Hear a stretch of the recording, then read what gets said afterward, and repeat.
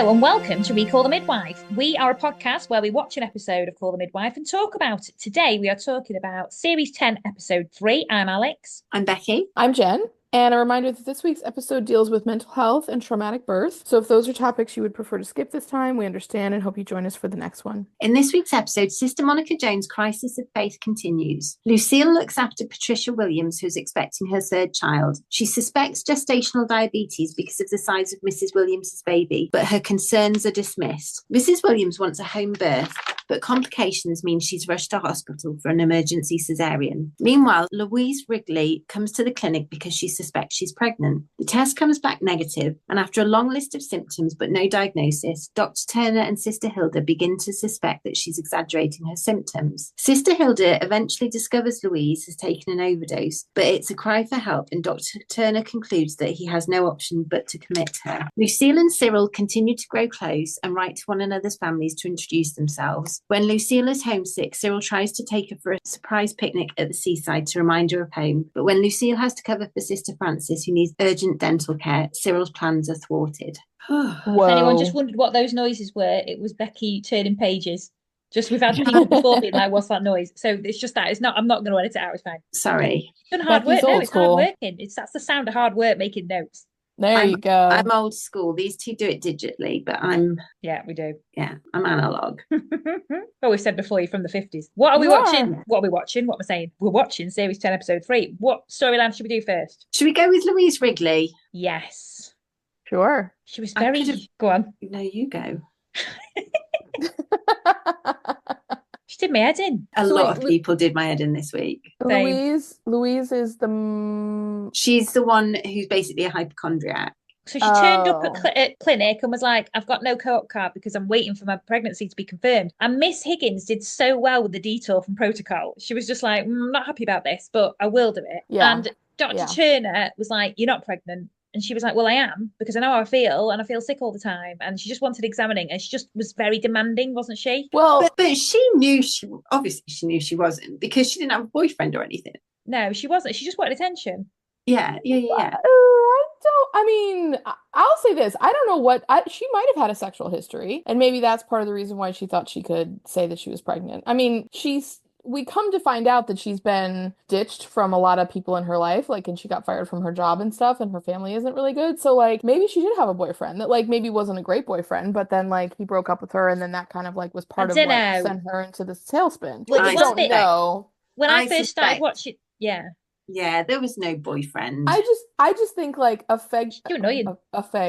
pregnancy is not an easy thing to fake. And if she thought she was gonna, go in and be like, I'm pregnant, and then they're not gonna, they're clearly gonna find out that she's not pregnant. I think she started there as a something, and then she's like, but what about the pain in my side? And what about, I've been sick all the time. And then they were like, well, anyways, you're not pregnant, so bye. And but they found out that she'd seen a few of the doctors, didn't they? And also there was that scene where she collapsed in the street and she was asking people for help. Yeah. And when I first watched this, I was like, oh my God, what's going on in the background? Something really serious was I thought it was on. a weird, mysterious illness. Yeah. Well, we find out she's been discharged from St. Cuthbert's. She's got a suspected kidney infection. Mm-hmm. There's blood in her urine. She's dizzy. She's got a high heart rate. Is that me? But she was not... But she did not have a urinary tract infection because they tested at the hospital, and they couldn't really figure out what any of her other symptoms were linked to. So she's kind of had this mysterious, we can't find anything wrong, but something seems to be wrong. Yeah, in Dr. Turner's words, no obvious diagnosis. But then she calls the surgery. This is the bit where I was like, oh, what's going on here? When she calls the surgery from the phone box. Did you like the red phone box, by the way? Oh, yeah. She called the surgery and tries to see the doctor, saying she wants a home visit. And Miss Higgins is like, well, he's already on his rounds, but I can get you in. And she just hung up on her. Yeah. And I was like, oh. Her face when she got hung up on, I have had that face so many times. Oh my God, because people also, you try to help them and then they don't. She's trying to demand a doctor. My God, she'd be annoyed in 2025 trying to get into the doctors. Oh, don't even get me started. Well, and she doesn't even live in America, so gee whiz. Yeah. Well, it's still bad over here. I'll tell you that for nothing. but then she just rocks up at Nonnatus House. Yeah, but then she lies and tells Sister Hilda that she couldn't see the doctor. Now, what I loved was Miss Higgins telling Sister Hilda how it was, and then Sister Hilda's kind of like, this is suspicious. Something's amiss. Yeah, she's like, pants on fire. That's what Sister Hilda was thinking. Uh-huh. But yeah, so Go on, sorry. Well, no, I mean it just seemed very, I will say once they got to her home. Also, by the way, girls, don't you think that that apartment that they used for her is the same apartment they used for Grace Calthorpe's mother? Yeah. That is the same set and they And I think redressed it's the it. same one they used for Crystal with the teeth. They just put bunk beds in it. Yeah, that's a I mean, good on classic. them. Yeah, oh no, you have to recycle. I mean, they can't Yeah. build new sets every single time, but I just was like, oh my gosh, we've seen this apartment before. But it like at first it did seem really genuine, but then when they came to her at the house and Sister Hilda was like, well, I'm gonna call for the doctor because this is very concerning and da da da da, and then the doctor was asking her questions and she was like, well, and she seemed to like kind of like perk up a little bit. I thought, I think she gave herself something away. is happening here. She gave herself away when Sister Hilda was leaving and she had a spasm in her leg. Like she went too far with it.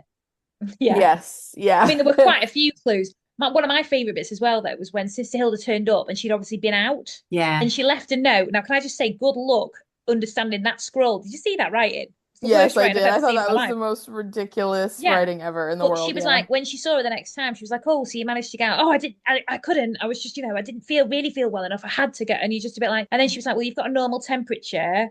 And then she Yeah. really saw the pinprick and she's like, well, you're putting the blood in yourself. Oh, really gross medical detail that we learned this week. If you throw up blood, it doesn't come out looking like fresh blood. It comes out looking like dark brown spots or something, which is horrifying to now know. I mean, I knew this. When she took her temperature, I thought Sister Hilda was going to turn her back and she was going to like put the thermometer on the light bulb next to her. Or she was going to like breathe on it like yeah. And like when you want to get out of school. Yes. You're putting your head on the radiator. Mm-hmm. Mm-hmm. Not that I would have done that. Schoolboy error, leaving the razor by the sink. Yeah. Cover your tracks better. Well, but she's been doctor shopping, hasn't she? Do you know what I mean? They find this out. And Dr. Turner and Sister Hilda get her into the surgery and they're like, she's obviously chuffed at this because she's like, oh, great, it's an appointment. I'm getting more attention. And Dr. Turner's saying like, we're going to refer you to see the hospital about your kidneys just to be on the safe side. But we're also going to refer you to see a psychologist. And I think very quickly she was like, why are you saying I'm making this up? Like it was too quick. Kind of not to be real. Do you see what I mean? And she was very defensive, right? Like exactly. she clearly doesn't want to acknowledge her mental health as the issue. She wants to carry on saying it. Still a medical professional, so you would think even that, like you would think that she would still like that. I mean, I know nothing about this area, so it's very judgmental of me to say, but you would think that was still attention. Well, also, I'm normally I am very sympathetic with mental health issues, as we all are. Oh, I am. I think this week I'm just really tired and I'm a bit like, oh, shut up and go away, Louise Wrigley. You do me head in. We'll see, you know what? She's actually really mean. I shouldn't be like that because she obviously does have issues. Yeah. See, my sympathy went to Louise, but it just didn't go to Sister Monica Jones. So I feel like I'm going to take my turn to be, quote, like the mean one when we get to her. Now, and Sister Monica Jones isn't mental health. It's something else, but well, I think it is as well. I think it's part of a dementia. Yeah. Yeah. But the thing I mean, listen, like I'm not a clinician, but I will say like, but I may as well be. Well, I'm gonna just basically give you my expertise now. I do think I do have a DSM because from school I got one, but I think that there is a medical diagnosis that she fits into. Like it's not just hypochondriac. Like I think there's something else because the thing is what we come to find out is that after she's done all this like back and forth of like, all these different like, claims of illness and everything. And honestly, they might be like psychosomatic. She might be having like real back pain, real leg cramps, real vomiting, But like she talks about the fact that she had an abusive childhood. Like she tells one story about her mom, but you can kind of get the sense that like it was a pattern and that she had appendicitis, which did cause her to ultimately have to go to the hospital. And while she was there, she also said she collapsed in the street, which is again, she's probably trying to reenact as well. There you go. And maybe there was some triggering event that, kind of like brought her back to that, which is why she kind of started enacting this, like maybe losing a job or something. Yeah. Absolutely. And so when she was at the hospital for the appendicitis treatment, she received really good and loving and compassionate care. And it sounded like it was one of the only times in her childhood where she had people who were genuinely, kind and and like generous. Well, also and, like, under adulthood, because it was pretty bloody bleak. Yeah. Well, yeah. And she's just like, I just wanted to stay there forever. And my heart really did go out to her. But she obviously did also take gin and pills and she knew Sister And Hilda was then coming when, through. like, Tried she to hurt wasn't, herself, and that Yeah. definitely Yeah. crosses a line, you know. and I she mean, wasn't looking after herself. So, like, no, what, like, she didn't have any food in. Sister Hilda had to go out and get a loaf of bread. Like, so she Yeah. wasn't looking after herself. So, no wonder she felt dizzy. I can't skip a meal. I can't. I get a headache. But It's this did true. cause so the horrible thing is she basically got committed to lynch Mia after the suicide attempt. And Dr. Mhm. Turner felt really bad about it because he was a bit like, once she's in there, she's kind of not going to get out at this point, but she needs the help. And, you know, it was just very, and I will say, in 2025, I don't think we're that much better on mental health issues. We're better than we were then. Yeah, I know, but Absolutely. we still need to get better. Anyway, Oh, but we still need to get better, but I mean, did I would cause not want to be someone mentally ill in the 1960s no, versus true, now, I'll tell you true. that much. But so Sister Yeah. Hilda, what it has done for Sister Hilda has made her think that she wants to volunteer for the Samaritans. And I mean, Which is really sweet. it's amazing, but it's not like she doesn't already have loads to do, but good on her, because that is amazing. Well, the thing I just am continually boggled by is these women who are saying like, "Oh, I want to volunteer, but I understand that I have to do it on my own time." I'm like, "Babe, when is your own time That's what even I was thinking. existing?" I'm like, "You don't have your own time." I'm like, "When you're not full-time serving, like you're with your duty rounds and district and giving birth to babies and everything, I'm like, you're then like going back to full-time nun stuff. Like, when do you even have time to do like recreation?" Like, And it's not easy. It's not easy. Like the Samaritans is not easy. You have to do so much of the training and so many hours, and Absolutely. it's really full on. A lot of people are retired who Absolutely. do it because it's so much that you have to do. Yeah, I mean, I gave her a lot of props, but I just was like, I don't know. I mean, to me, this is one of those things where I'm like, are we ever actually going to see Sister Hilda do it? Like, or is this just going to be kind of, you know, like one of those things where she just shows how like dedicated she is, and it's like a way to help kind of like finish up the storyline, and then that's pretty much Yeah, it. because I Like, can't remember her doing any Samaritan stuff after this, but we'll have to look and It see if must be it's true. so difficult with the Samaritans because people will obviously listen to people's stories. Like they might not know how that works out at all. No, you don't. And also they kind of mhm. try and have like a time on it as well for how long you have to be on. And Oh, so you can't just stay on the phone to someone. I think you can under exceptional circumstances and stuff, but like yeah, they try because there's so many people trying to get through a lot of the time that it's kind of, you know, trying to get someone make if it's something really bad, trying to get someone to help them and stuff like that in their life. Well, I mean, and it's really just meant as you guys tell me, but I've always thought of it as like a triage, you know, like you're just meant to kind of keep someone or get someone to a place where they can connect to like a bigger service, like a bigger longer term service, right? Not necessarily. I think you'd have to get them to call them themselves or whatever. You would be bringing stuff like it's an Yeah, I suppose anonymous it is thing. for somebody who's at a point of crisis, isn't it? Yeah. But the idea is you get them through the crisis and then Yeah. you Yeah. encourage them to refer to like like Yeah. a proper thing, right? Yeah. Yeah. Yeah. That's true. Or if there's someone there, they can speak to them kind of thing. Yeah, yeah. I just felt bad. I mean, I will say, like, I like the fact that they highlighted the mental health because I think, I mean, really, all the show is almost all various different versions of like physical health issues and or mental health that kind of is just floating around the physical health part of it, Yeah. which I think we'll kind of see with Mrs. Williams, right? Yeah. Yeah. Yes. Anyways, but yeah, so I did appreciate that they gave her kind of, you know, like a full storyline for that because it happens a lot and I think it goes Also, the other thing unrecognized. I liked about this, despite the fact that she was annoying me, and that's just because I'm tired, is because usually like they have the postpartum psychosis or they have like an actual, you know, schizophrenia or something like that. Whereas this hmm is nothing's actually diagnosed, and that's normally 99% of what mental health stuff is. They don't actually know. Mhm. They need to do more investigation. So this is actually more true to life, really. Like hmm they don't actually hmm know what it is. They need to do some more stuff into it. It's not just a simple, you know, quick, oh, that's that. You know, this is a Yeah. very complex issue for this girl. Yeah. And I Well, feel she's really bad probably about slagging her off. Well, I mean, she's probably got like a few different things like comorbid, you know, like she's probably got anxiety, like a traumatic history, you Yeah. know, maybe some depression is fitted in there, you know, maybe like just But again, it's more generalized. complex than normally just Yeah. one single diagnosis. And I think that's more common. And I think Yeah. that's good the way the show's highlighted it is my point. Well, I mean, most people have some mental health issue. You know what I mean? Like, I mean, at my work, we always joke that, like, you know, because we have clients that have really serious mental health issues and, like, not taking anything away from that. But one thing my boss says is she's like, well, everybody's got some, like, mental health. You know what I mean? Like, there's nobody who has absolutely nothing to unpack or deal with or is, like, working on them in their lives. Now, a lot of people can function normally and, you know, manage, you know, their issues, and that's okay. But, you know, usually all of us have something that is manifesting, you know, and in her case it just manifested in a really strong way. I just didn't realize that she went to Lynchmere. Like that sucks, honestly. I Yeah. hope she gets out of there. I Yeah. hope she goes somewhere nicer to convalesce because But also that the other place is thing not is going to once she help gets her. out, where has she got to go to that's nice? Nowhere. Well, and like, She's lost her I mean, lodgings. how is she going to get therapy? Because I mean, really, what you got to Yeah. think is like this would be a classic case of a person who needs probably like consistent, talk therapy, like Yeah. counseling. You know what I mean? And then And also, was that a thing in the 60s? I don't think it really was that Mm. much. I mean, like obusly Freud has already been like Contact a us if you've been in pioneer of like talk therapy in the psychoanalysis and 60s. stuff like that. Huh? Contact us if you've been in talk therapy in the 60s. Well, I mean, it definitely exists, right? Because I mean, Sigmund Freud pioneered like psychoanalysis in like the 1800s and stuff. So I mean, it is a thing, but I just don't think that people really understood it or that it was that common. And I There think a must lot of have, people get it if they're like super, super, super, mentally ill. yeah, You know what I there mean? And must they're have been so much stigma. oh, the stigma is the worst part. Well, not the Yeah. worst part, but it is not the worst part of it because, But it but probably it's a very it significant. stops people from getting help, doesn't it? The It stigma. Yeah. stops a lot of people from getting help. Yeah, absolutely. Absolutely. Especially in the 60s. Oh my God.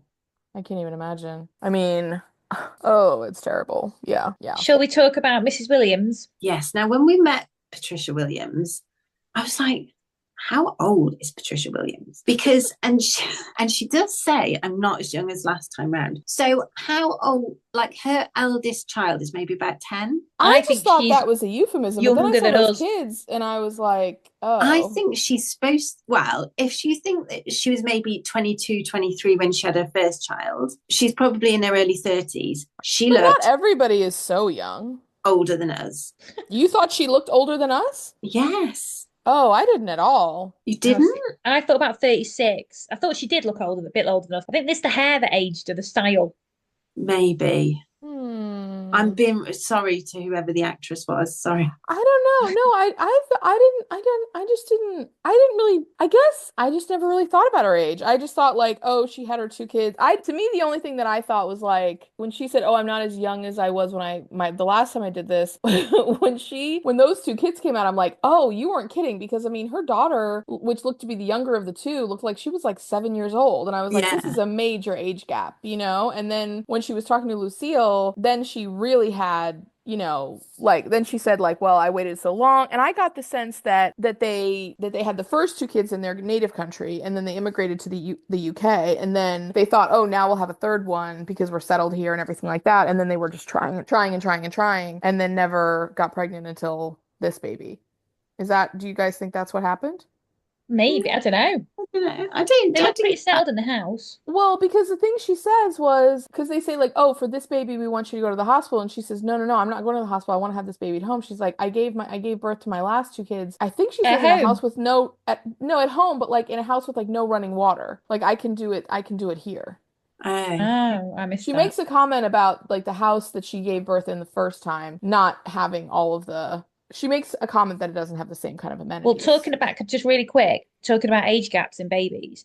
So in my daughter's now 7, and look, all her friends Hmm. are turning 8. Like literally, there's like 3 people pregnant in our class who were all having a baby. No, And three yeah, moms in the class, not three people in her class.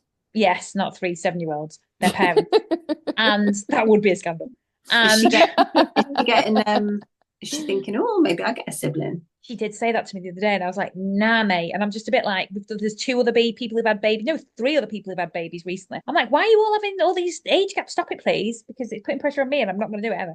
I was chatting to someone at work who's got 3 children, 2 older children. So between the middle child and the youngest child, there's like a 10-year age gap. So I was just chatting. I was like, I won't use his name. But I was like, so and so was a mistake, basically, wasn't he? He was an accident. And he was, You said that to the dad? yeah. And he's like, Oh, no, he was planned. And I was like, oh, right. Max. I can't Well, believe speaking you of said these 2 that. babies she had, the first one was £9, and the second one was £10 and a half. Oh, Ten and a Lord, half I pounds. I said know, that I weirdly. Ten know. pounds and a half. £10.5. Oh my goodness. And she says Yeah. she's Yeah. big bone and basically tells everyone to eat more. Mm-hmm. Mm-hmm. Now, what really did piss me off about Mrs. Williams, it really annoyed me, was the fact that she had 2 health professionals telling her that she needed to plan for a hospital delivery because of the baby's size, and saying, like, you'll Yeah. receive excellent care. And she was like, I don't doubt it. My Anthony's a porter there. But hospitals are for sick people. And you're like, yeah, but we're telling you you've got to go there because of that. And then she's like, yeah, F off. Don't thinking about it. Yeah, And then gets told again. I wondered if this was a cultural thing. I'm going to be honest. I wondered that I think because, Mrs. Williams is just stupid. well, it's not so stupid, this annoyed me, and I was just like, I know you've got your heart set on a home birth, but if that's not possible, surely just the health of the baby. Yeah, but And like Miss Lucille literally said to her, once the labour starts, you have to contact the hospital because I know, but girls, how many moms have done this on this show? How many moms? Yeah. Like, did you see the look in her face when Lucille was like, "Okay, well, you've got to go to the hospital." She's like, "Mm-hmm," and then she's like drinking the juice, and you could just see it on her face. She was like, "I'm not going to that hospital." She's like, "I am not going to call you when I have contractions." Like, but surely it would have been better to go at an earlier stage than to go in an emergency situation. Like that could have gone. Oh, absolutely. But I mean, again, there have been so many moms on the show that don't listen to that advice. I agree with you, but like we have moms on on the show all the time that don't listen. I'm not saying it's right, but it's just so common. We have skipped ahead a bit though, because Lucille notices that she's obviously having a really big baby. She's obviously put on weight herself. Lucille, bless her, goes to the library, checks out a medical journal to read about gestational diabetes. Girls, it's called latent in these days as well, latent diabetes. Yes, girls, I have a huge pick. Not a huge pick. I have a huge bone to pick with Dr. Turner about this. Okay, so I'll just jump ahead and I'll show you my thing now. So Lucille goes to the thing and she checks out the book or the magazine or whatever it is about the diabetes, and she reads all about it, and she was doing the glucose. They found glucose in the wee as well. It's another reason why she did this. Yes. And she went back to the hospital. Miss Williams went back to the hospital to have the glucose test done again. And so Lucille goes to Sheila and she says, Sheila, about gestational diabetes. And then Sheila goes to Patrick, Dr. Turner, and says, oh, well, and because they're talking about her, and she says, oh, well, this is what Lucille found. She read all this stuff and And he's like, well, yeah, he's like, I don't know, there's not enough research on it. And she's like, well, but based on this, And he's like, I mean, I guess it could be like after they've done more research, then, I guess we could that could be it. Sure, you never know, kind of thing. Like he kind of gives her that type of answer. Like he listens, but he is a bit dismissive. Yes, absolutely dismissive. And then the doctor, who they call the consultant, I think it was, at the hospital, is so horrible to Miss Williams. Like absolutely so horrible. Like fat shaming does not even begin to mention it. He's so rude to her. And he's like, yes, she is severely obese. I just told her to eat less, and saunters off. La la la la la. Don't just ruin someone's day. Even Dr. Turner said, oh, it's just unmonitored weight gain. And I was like, it drove me crazy. Dr. Turner. Can I just say, though, how many times have we had a nice consultant? But carry on.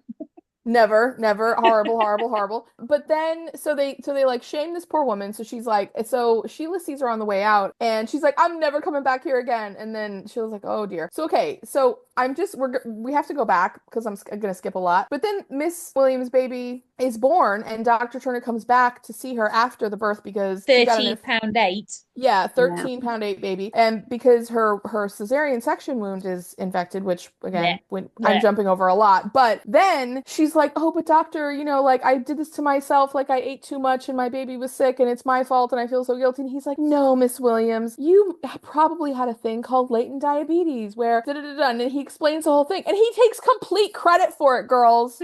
He never mentions Lucille once. And when tell you, I kept waiting for him to be like, and say so, and Lucille is standing right there. I'm like, I could not believe it. I was like, Dr. Turner, you commit one of the cardinal sins of this show, which is you basically mansplain one, and then you take the idea of a woman who actually did the work and you pass it off as your own. You don't give your wife credit. You don't give Lucille any credit. I just, I was so mad at that. I was just like. Also, the consultant, so Sheila tries to speak to the consultant after he's like, oh yes, I've just called her obese, right? So he's like, oh, she's like, my colleague said about the thing, and he's like, well, tell your colleague not to tell her patients about complicated studies. I just like, why are men? Why are men, indeed, yeah. My favourite comment of the whole show was Sheila when she was talking to the student midwife about the fact that it was a big baby and the fact that she'd had to then go be transferred to hospital for a cesarean. And she says, and I wrote it down, you may see the size of the field, but you can't guarantee the size of the gate. I didn't get that line. I didn't hear that line. It was amazing. I wrote that down as well. So Oh, Patricia God. Williams, she had Patricia Williams contractions started at night, right? But then she rang when she knew she would have to avoid hospital. So the contractions She had been in the purposefully did night. it. So she Yeah. purposefully rang in the morning. So they were like, well, there's no point. We have to do it here now. Which is, again, I was just screaming, Patricia Williams. But here's the thing, can I just say, and I'm not going to signal out Miss Williams because again, like so many mothers do this on the show. But the thing that kind of got me was when she goes in and they're like, okay, well, first we're going to call the doctor. She's like, no. And then they're like, okay, the doctor says like call the ambulance. And then she's like, no. And then they go in the hospital and the husband says, who like I love the husband, by the way. Like also a poor husband. Like she said, he was so really quick, Jen, before you say that she was like screaming, this isn't what I wanted. Well, you were bloody warned multiple times. And then she's rushed into St. Cuthbert's and her poor husband's like, what? Sorry, yeah.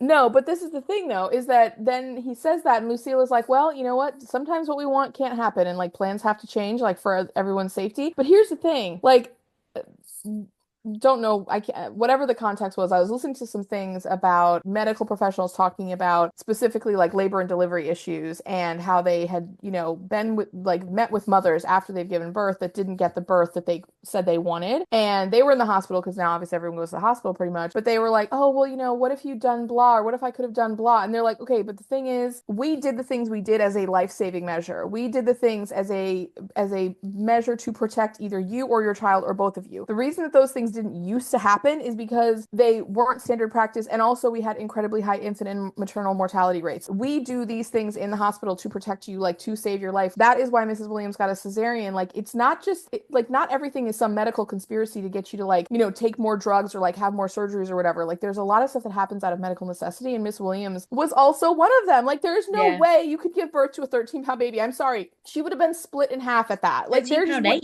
the baby would have never come out. Like there's just no way on earth that baby was going to be born. I don't know how it works in America, Jen, but over here you've got to write a birth plan that you have to give to your midwife about what you want to do with having a baby, right? Yeah. I have no bloody clue. I just want it out of me. Like, do you know what I mean? Like, but it's stuff like I plan I want a thingy, I plan I want no drugs, I plan I want a water birth, blah blah blah blah, whatever.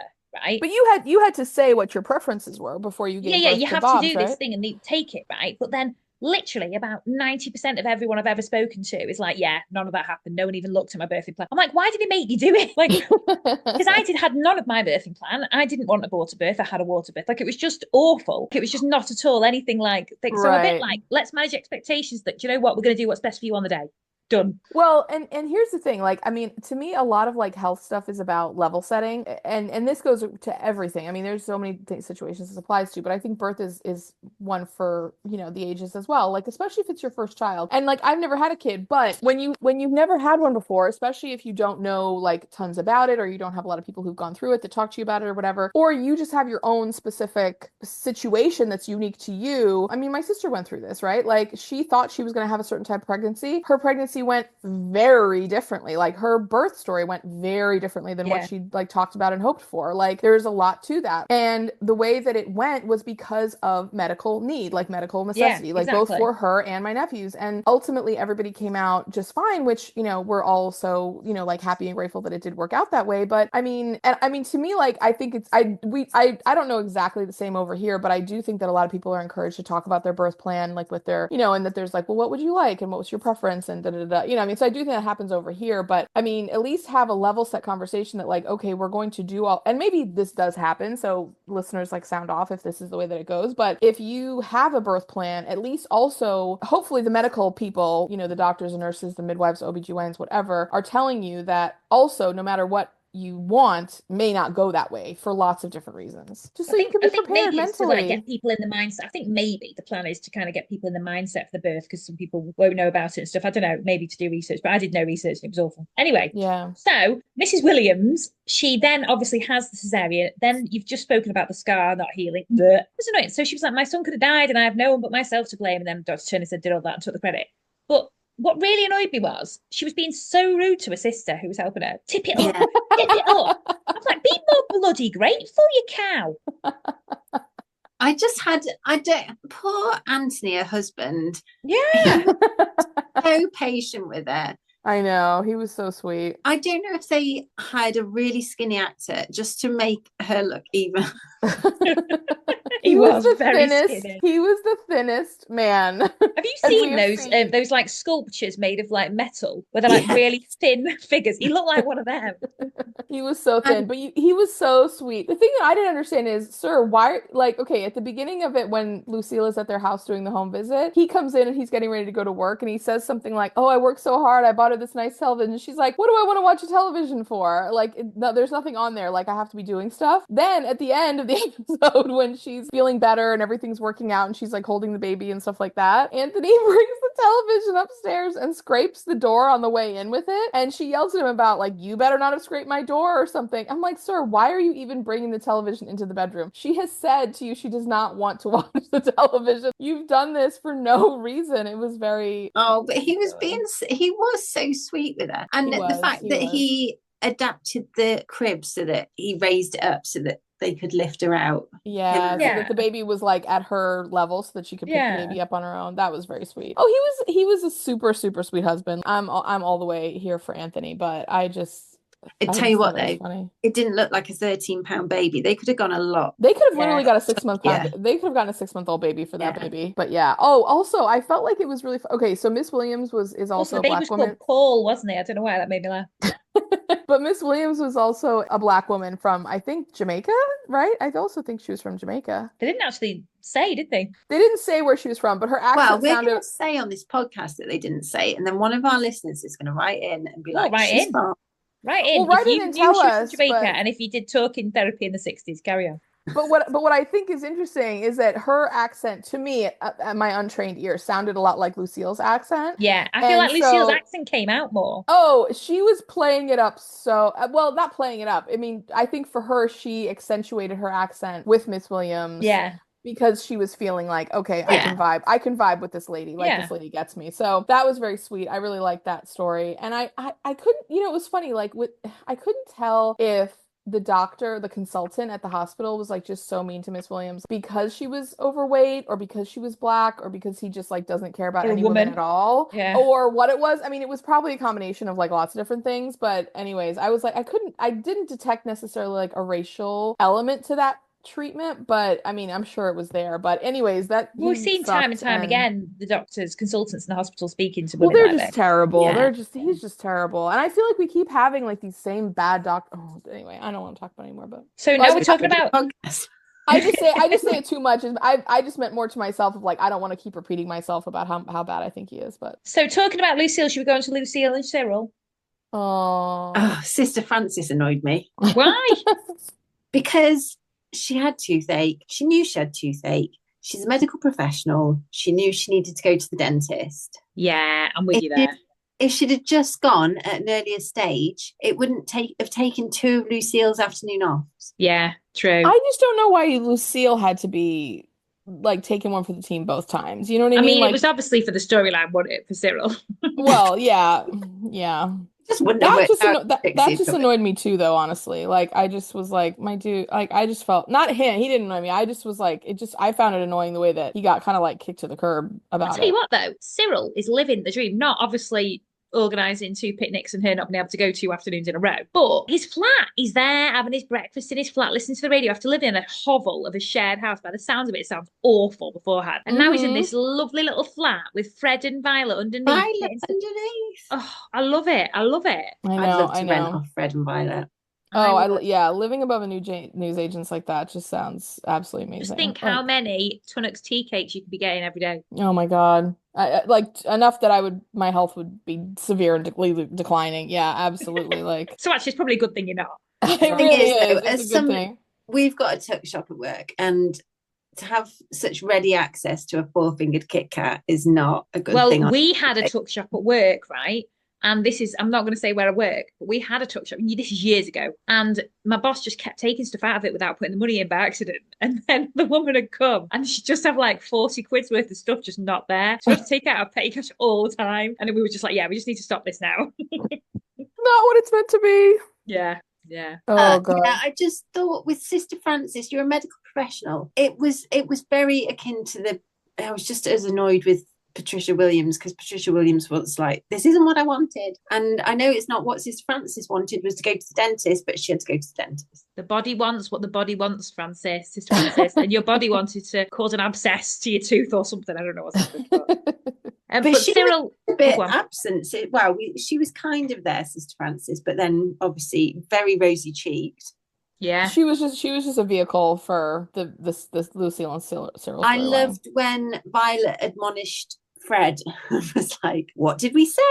Because he's still putting everything on the tick. Yeah, but although she was at the end of last week's episode, so I'm a bit like, so yeah, she was being hypocritical. She was. So Cyril has got a lovely photo of his cousins, and in the mail, yeah, and it was just really cute. And Lucille was loving it because she was loving actually seeing his family. And he was talking about when she was a girl, she had parties on the beach as a girl for her birthday parties. And Cyril's plan was so romantic and lovely to take it when she actually got to a British beach, it wouldn't be so romantic and lovely. It wouldn't have been. In the winter, it's just not. It wouldn't have been the romantic, but it's a lovely, lovely plan to take her for a lovely picnic at the beach. Well, she was telling him that when she was back home, like when she was growing up, all of her birthdays would be like these beautiful beach picnic days out, and that it was so nice. And he was like, "Oh, okay." And then so then he had this idea because Cyril asks Violet if she's got a picnic basket he can borrow, so they dig it out of the allotment shed. Do you think that Fred and Violet suspected an engagement? Because that would be the only reason I was so invested in it. Do you know what? I never thought of that, but yes, I would think that if someone came up to me and was like, I want to take my girlbody there. I just think that's what I was thinking, yeah. Maybe we've got very low expectations of men here, but by the end of the episode, they were writing to each other's families to introduce themselves. Well, I will say he did make the comment about, if we were back home, I would want to, introduce myself to your dad so that I could tell him my intentions, which then that indicated to me that like the intention is that I'm gonna, ask you to marry me at some point for sure. But I don't know, I wasn't getting engagement vibes from the picnic. I was just getting like, I want to just do like a really special date for my girlfriend. That's what Cyril had in mind, but what did Violet think that Cyril had in mind? I mean, Becky can identify it because she's basically from the same era. Yeah. Becky is Violet's reincarnated spirit. I really thought it was cute though, the way that, because obviously Cyril's realizing she's missing home, so she's trying to be nice with that, but she's like, well, it's not the beach I miss, it's the people, and it's and also maybe that did tie in with Mrs. Williams being there. Do you know what I mean? Like the fact that she's around, yeah, because she was like a mum. Yeah. But she was like missing out on Cyril's family too. So I thought that was really cute, the way they were writing to each other's family. But I'll tell you what, I really did love as well when Cyril was like, well, I've got a picnic here, do you want it? Like, I'm not being funny, if that was my husband, he'd just be eat it all, he'd love it. But Cyril gave it to Fred, and Fred was like, "Hey!" and started eating stuff. And Violet was like, "Well, at least get a plate." And it's like, "It's a picnic." Like I could exactly see that conversation happening in our household. Although I felt bad because, like, literally, he put the whole thing together. Or rather, Fred and Vi put it together, like, on his behalf, and then he went with it, and he like borrowed a car and everything. And he's standing there. He's got this. He looks, gorgeous as ever. He's got the car boot open with the picnic basket. Do we do a first trap? It's klaxon, by the way. Oh my god, it's gonna be ringing the whole time. Yeah, actually, we don't want to hurt people's ears. I know, but anyways, but she like basically just walks right by him, doesn't even see him. He's like, Lucille, hey, listen, like, what's going on? She's like, oh, sorry, babe, duty calls. Like, I have to go help a lady give birth. And he's like, but you got the day off. Like, I have all this stuff. Like, I got a car for us. Like, she's like, well, anyways, needs bus, so bye. And she literally just races right past him. He's just stood there. And then she's like, oh, I traded, she's like, I'm not gonna have my day off tomorrow. And so then he comes by tomorrow, and it's the same deal essentially. And I don't even think that, oh, that's the thing, she's not even there again. And he's like, oh my god. And then Nurse Phyllis is, when she comes in, she says to him, listen, like, don't even stop, drop your bag, and like, I have somewhere you have to go, head over to your young man's apartment because he's got something for you.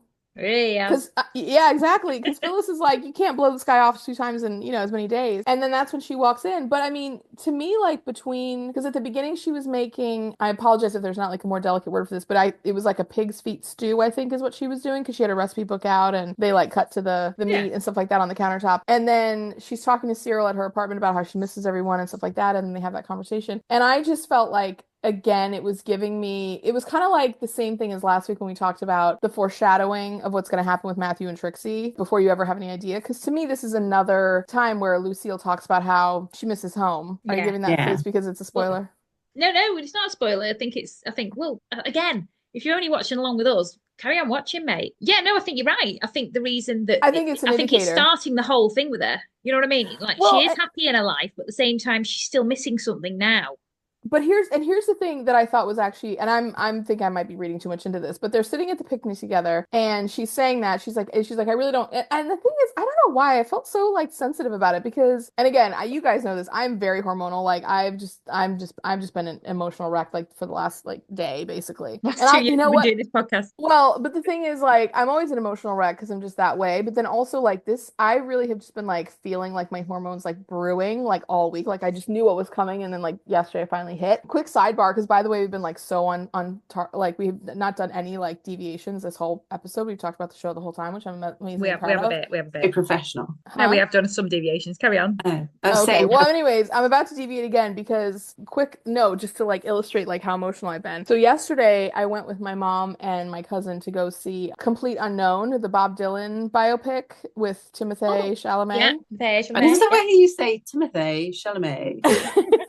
We were joking about Timothée Chalamet and everything. And I still am not 100% sure really how he wants anyone to pronounce it. But anyways, he was so good in it, you guys. And honestly, he is such a good actor. Like, I really got to give him like props. Like, he just is a really, really good actor to me. I mean, we loved him in Wonka. Carry on. Oh my God. He's just, yeah. And that movie, I watched that movie actually. I didn't think it was that great, but he was very good in it. You're wrong. Okay, fine. But anyways, he was very good in it. But he's just really good in this, and I highly recommend everybody go. If you have any interest in seeing it, see it. You won't be disappointed. But there's a scene at the very beginning where he's singing. I mean, he's Bob Dylan. Like, this is not a spoiler. And honestly, before the song was over, I truly had Bob Dylan? No, I'm joking. Carry on.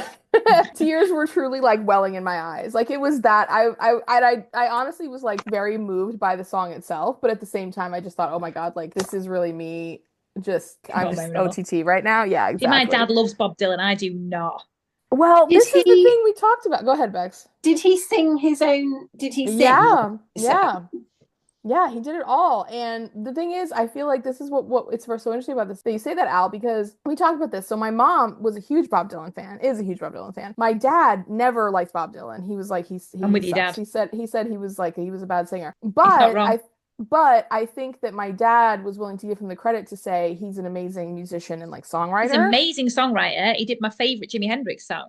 Yeah. Along the Watchtower was a Bob Dylan cover. Yeah, but his singing is I think my dad even said it sounded like Blowing in the wind. Yeah, my dad, I think, what did he say? He said it sounded like like a cat being strangled in a bag or something like that. Like, he just said it was so bad. And some people I can forgive because Neil Young, not a great singer, bangers, love him. But I just can't get behind. I'm just not into folk. Well, yeah. I mean, it's a certain style. Oh, wait. Also, really quick story. So, again, this is going to make sense about this is all going to relate back to my hormones. But another one, I don't know why this is like started to happen to me, but years and years ago, I saw the movie 13 Going on 30. Oh, I love that movie. I watched that the other day with Bobs. Oh my God, love that movie. Love, love, love, love, love. Okay, the scene where she goes back to her parents' house and the song Vienna by Billy Joel plays. Yeah, Billy Joel, amazing. Oh my God. Okay. So that for me was like really the first time that I like heard that song and like felt like, the power of it. So I'm late to that. Okay. I admit. But ever since then, it's kind of stuck out in my mind. And it always makes me think of that movie. Well, I was watching something this week with that song playing, and I again started crying when I was listening to that song. It really got me. Like, I just love that song so much. Then we watched that and Bob's looked at me and she went, "This is emotional." Oh my God. And she was like proper tearing up. The part where he says like, "Slow down, you move too fast," like da da da da, and he just like, and he says there's a line about like, you can't get where you're going before your time, and you'll realize that someday like Vienna waits for you. Like, it's just the whole song, like, and it's such a sweet song, and it just really touched me. And again, I mean, it's good. I honestly feel like I could cry it now, like if I kept talking about it. So anyways, but just to say, I've been so emotional, but all this relates back because this scene got me with Lucille and Cyril, because she says this about, I appreciate the picnic, but really I didn't even care about the picnic, which I thought was kind of insensitive, honestly. But she didn't say it in an insensitive way. I just took it that way. But she's like, I really love rival. Yeah, exactly. She's my main competition. And so but then she's like, but I really miss the people. And then he says, no, I understand. And he has this really sweet, thing about how he's like, well, yeah, if I was there, if we'd met at home, right? Meaning her home, I would have, tried to talk to your mom and like impress her. And I would have really wanted to meet your sisters. And he's like, I would have talked to your dad and like, told him about my prospects and like what my intentions are for you. And I would have shown up in my nicest suit and like this whole thing about it. But then, and this is to me was so crucial, he goes, but the thing is, if neither one of us had left home, we probably never would have met each other. He's like, because Guyana, where he's from, is like really far away from Jamaica. And she says, well, not as far away as Poplar. And I was like, Lucille, you're missing it. You're missing it. Like, you're not listening to what this man is saying. Like, you can only have the life you have with the choices that you make. Like, she's acting like, which I know she knows, but it's like, he was like, look, life brought us together. That's the beauty of the choice we made to be here. That's what he was holding on to. And she was like, well, my family. And I get it. I get being homesick. I get being homesick incredibly well. I have lived very, very, very far away from my home and people I love. You can identify with that more than any of us, because obviously you lived with us for a year. Yeah. I do think, as much as it is the same situation, I do think it was harder for Lucille than it was for Jenn. I tell you, I said that. I didn't mean it that way, but it is. I do think there's another aspect to it because she was basically living in the racist Britain of 1960s. Oh my God, yeah, 1000%. I don't have that experience at all. But the thing I'm saying, and which I know you get, is that you've made your choice to go, and it is really hard. And at that time, like I know she was really separated from her family and everything, but I felt like to me this was actually a moment where I'm putting a lot of weight on it right now because I know what comes later. At the time, I didn't, but this is where I feel like it's, like when you have those things where you're like, it's close, but it's not all the way there. Like, I feel like this is like... I will say this though, Jen, I feel like in romantic situations, like I'm really glad nothing I've ever been in has been filmed or whatever, because I'm so awkward and weird and just embarrassed and embarrassing in situations like that. Like he's there trying to be all, romantic and stuff, and she's just not that great at responding to that as well. I think maybe she feels a bit awkward as well. That's me. Like, well, but that's no. Because that's not the first time they've been schmaltzy with each other. No, but sometimes you just don't have the reaction you think you're going to have. Do you know what I mean? Yeah. I mean, she has just worked extra shifts back to back. Yeah, she's knackered. Yeah, admittedly. I don't think she deserves Cyril. I really like Lucille.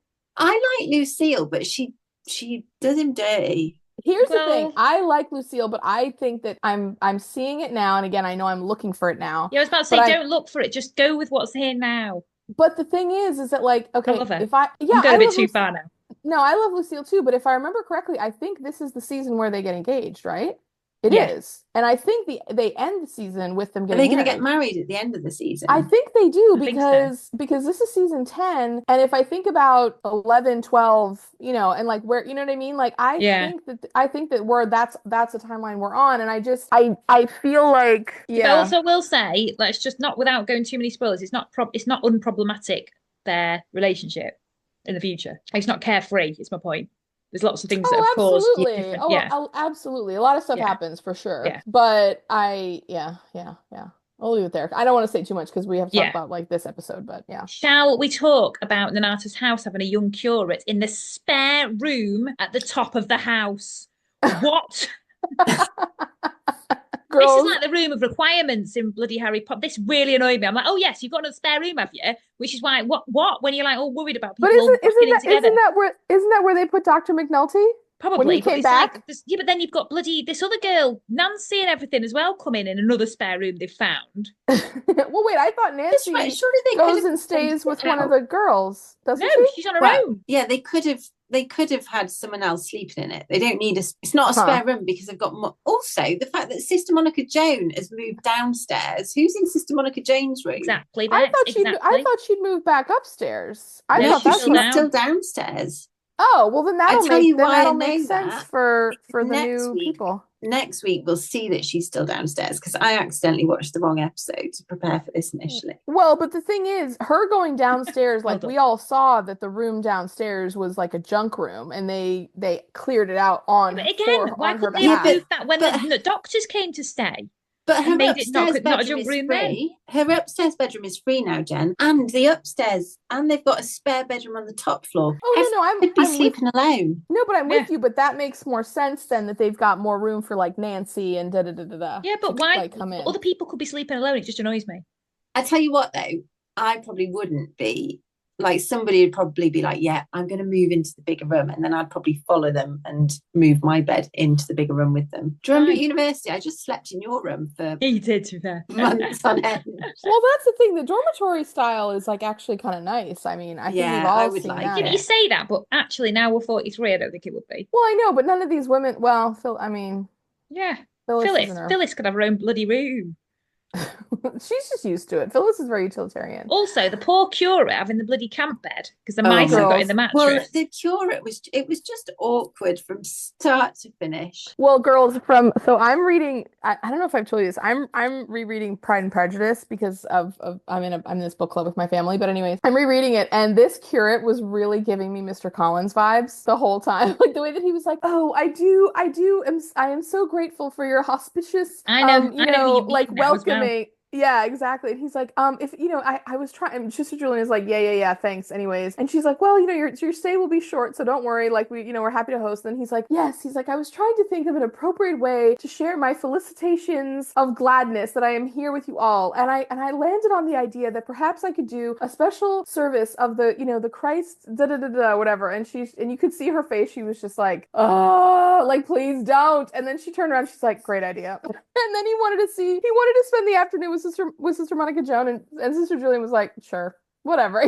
Like you could just see that he was giving me major Mr. Collins vibes. Well, I thought he was really nice, and I thought Sister Monica Joan was awful to him because she was just running rings around him. And she was just like, I may be verging on decrepitude, but I'm not yet dead. And she Sister annoyed Julianne, me 100% this episode. I had no patience Sister for her. Julianne just let him walk into that lion's den, though. I was a bit like, you should have been like, no, she's a waspish cow.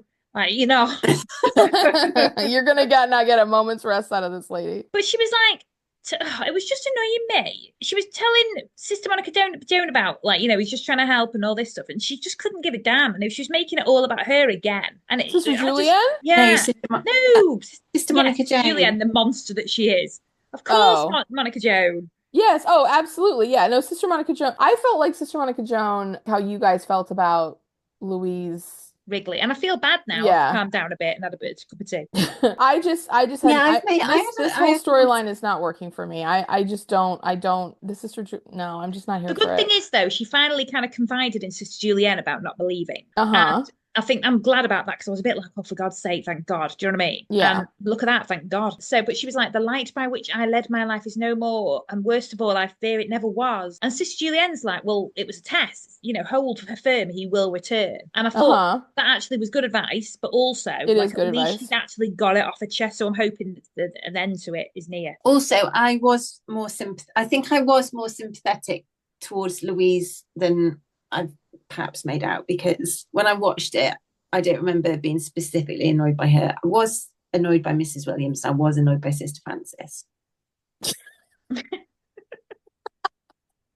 I don't think either one of you were really that hard on Louise, to be honest with you. I think I was too hard. I think I was too hard than I normally would have been. I think I'm just really tired. Sheila has volunteered for the sister tutor position at St. Cuthbert's. Yeah. So basically doing the pupil midwife assessments, and she comes up with the idea that it would generate additional income for Nonnatus House and it would solve their staffing issues. Mm-hmm. Well, do you know what? Dr. Turner said something that my husband says a lot. He said, what? Children, you have an exceptionally clever mother. Oh. Really? No, never says that ever. But the kids were all like, really say that. The kids were all like, yay! And I thought that exactly is what happens in my house with my daughter. But she gets on the typewriter, she types out her plan. Now, I didn't know if you wanted to tell your typewriter story from Christmas, Alex. Oh, God. At Christmas, Father Christmas bought a typewriter, right? But it was from like this cheap Chinese site, Father Christmas told me. And I'm just saying this because, little ears. And anyway, it wasn't a typewriter, a real working typewriter. It was a Lego typewriter that works. It took about 5 hours to make. It was a nightmare with like the worst instructions, not like a good Lego one. She also got a Lego Wednesday that was amazing. It took like 2.5 hours to make. It was so much easier. It was so much better. Wait, so it does actually type? No, you can move the keys like it types and it Oh, but pretends it to won't type, but it doesn't actually have ink or anything. Yeah. Was the request for a real working Yeah. typewriter? Well, Oh. not a request. It was a request ages ago and kind of just Father Christmas kept it on the back burner and thought that'd be nice. But it's And really hard to find a typewriter nowadays, guys. I know, because I messaged Alex. I was like, she's my spirit animal. I really want a typewriter. Yeah. What would I do with a typewriter? Exactly. What would she do? Do you know what I mean? What Never would get you do? I used. mean, she's got more reason than me. She can type stories and things. You technically could type stories and things. I think you have more reason to have a typewriter than the 7-year-old child, Becky. Well, I was chatting to somebody at work and I was saying that I really want a typewriter. And she was like, my mum's got getting rid of a typewriter. And she said she'd advertised it and this person was coming to collect it and they'd never arrived to collect it. And she said this was about a year ago. He's never collected it. It's in the shed. You can have it. I was like, Have you got it? He's not collected. No, because he's not collected it for a year. She says that to me. The following week, she was like, "Oh, you turned up at the weekend. What are the Oh, odds?" you're A joking. year later, they don't have to honor that. They don't You have know to what? honor Go into his that. house and take the bloody typewriter. It's not his. By rights, it's yours. Absolutely. Absolutely. That is Anyway, ridiculous. back to Call the Midwife. Sorry. Dr. Sorry. Turner and Sheila were talking about Nonnatus House at the start, and they were like, oh, we may not even have 6 months left. Blah, blah, blah. What a shame it would be, Well, right? and then Dr. Hang on, Turner hang on. acted Dr. so Turner's sad. like, we need to pray. And Sheila, the former nun who's well into religion, was like, I'm not sure prayer would work. I thought, hang on, that literally was your life for like. Well, but she left though. I mean, Yeah, but She's still well religious. practically, it's not going to help. Yeah, but to her it was. She was a nun. prayer does help. I believe in that. I don't think you can just say, it doesn't help. I'm being glib again. I get mum to pray for me. I just felt annoyed. I just felt annoyed that Sheila said something, and then Dr. Turner, who has literally never put 1 ounce, guys, spoiler, he's my 0, has never put 1 ounce of effort into trying to solve this problem, and in fact has hindered it by being so critical for weeks now, meaning like weeks of episodes that we've been watching about this, that he's like, oh, okay, whatever, and then he's like, yeah, sure, like, go for it if you want, like, da-da-da-da, and I'm just like, you haven't thought about this at all. Again, you're stealing the better ideas and efforts of the women around you, sir. I'm not here for him right now. Can we talk about the Sister Julienne reaction? Oh my God, she basically was like crying. Oh, it was What? cute. About what do you mean? the Sheila. Yeah, she was like, you saved us all. Yeah. Uh, Because she was like, I've had the abortion doctor. Do you know what I mean? And now you've bring me this. Like, she was like really pleased. Well, she basically was like, I've been having nightmares about this for weeks because I can't come up with a solution and I have no idea what I'm going to do to save like my beloved And you've literally just solved it with one Yeah. typewriter document. I love you, Sheila. Yeah. She was like, Sheila, you're the bomb. Now, can we also talk about something that I want to talk about a little bit? Okay. It is Nurse Crane and Miss Higgins' friendship. Oh. I love to see it. So Miss Higgins comes in, she's having a mare, car's in the garage, and so she was stuck in the rain. And Sheila was like, oh, Miss Higgins, you're very late. Yeah, thanks for that, mate. Like I needed that, like a hole in the head, like a drowned rat. And she's like, oh, we're trying to find the notes on this patient. And then Miss Higgins was like, you couldn't have looked too hard, found it dead quick. Right? And what I really loved about that was Nurse Crane looking, being like, I want to watch her get owned by Miss Higgins. But then, so Nurse Crane was like, oh, you need to have a break or whatever at lunch. And they had tea outside, having lunch on the bench. And I just thought, I want to be sat in the middle of them on that bench. That'd be so lush, having their sandwiches with them. And they were talking about going and organising a trip on holiday together. And Miss Higgins looked so happy. And I was just like, that friendship, I absolutely love. I know. They are so sweet. We're nearer to that friendship, guys, than the nurses. I love that they've both got their own cars. Yeah. I love it. I love it for them. But also, yeah, we're nearer to their friendship than we are to the young midwives. No. We are. We are. Think about it. They're early 20s. They're in the 50s. We're well nearer them. We're 43, guys. Don't say how old we are. You know that's a cardinal sin. I'm 43 and proud. Although my physio, I will say this, I said this again last week, I'm going to say it again, he thought I was 35. And I was like, Stone?